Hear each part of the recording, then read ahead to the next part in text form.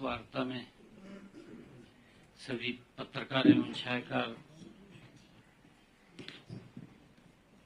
Social media व electronic media के हमारे मित्रों का मैं धन्यवाद करता हूं। सर्दीय नवरात्रे चल रहे हैं।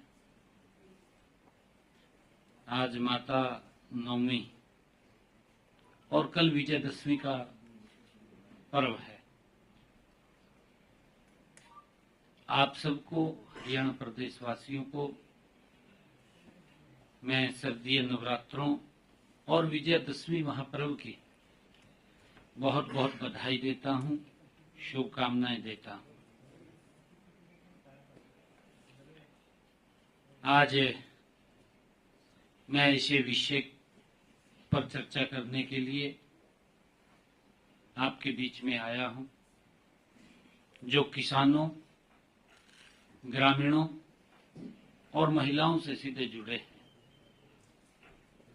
मेरे साथ आज हमारे डेवलपमेंट एवं पंचायत मंत्री कृष्णलाल पंवार जी, हमारे cooperation minister doctor Arvind Sharma जी,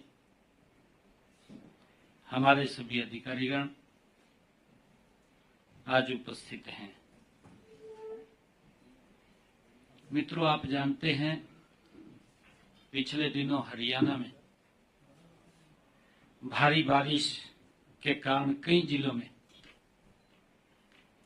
बाढ़ की स्थिति पैदा हुई है।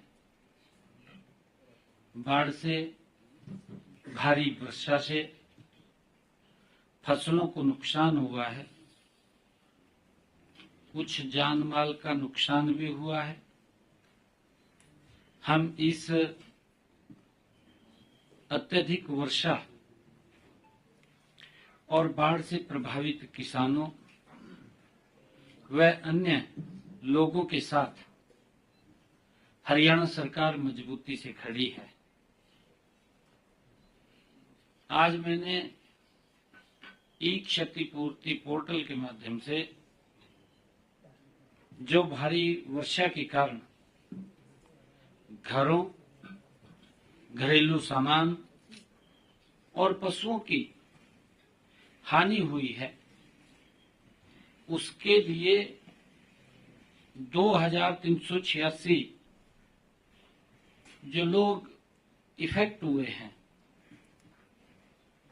उनको मुआवजा के तौर पर 4,72,06,000 रुपए की राशि आज उनके खातों में पहुंचाई गई है। इनमें से 2,371 मकानों के नुकसान के लिए 4,67,75,000 रुपए, 13 पशुओं की हानि के लिए 4,21,000 रुपए, 2 घरों में सामान खराब होने पर उनको आर्थिक सहायता में शामिल किया गया है। हमने बाढ़ से हुए नुकसान की भरपाई के लिए गत 15 सितंबर तक ई क्षतिपूर्ति पोर्टल खोला हुआ था। ई क्षतिपूर्ति पोर्टल पर प्रदेश के हमारे 6,397 गांव के 5,37,000 किसानों ने 31 लाख एकड़ का पंजीकरण करवाया है। इस क्षेत्र में सत्यापन का काम जारी है। उसको वेरीफाई करके जिस क्षेत्र में पानी भर गया है, वहां खराब फसलों के प्रति हमने प्रति एकड़ 15,000 रुपए तक मुआवजा उनको दिया जाएगा। वेरीफाई करके इसके तुरंत बाद दीपावली से पहले उन तक जो प्रभावित हमारा किसान है उनके खाते में भी फसल खराबे की मुआवजा राशि पहुंचा दी जाएगी।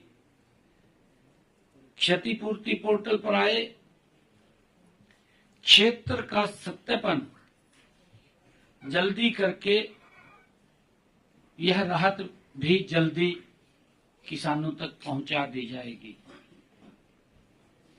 आज क्योंकि भारी बारिश के कारण और बाढ़ के कारण हमारे जिन किसानों का नुकसान हुआ है, मैं उनके लिए भी कुछ योजना, उनको आर्थिक सहायता मिले। ट्यूबवेल के बिजली बिलों का हमने फैसला किया है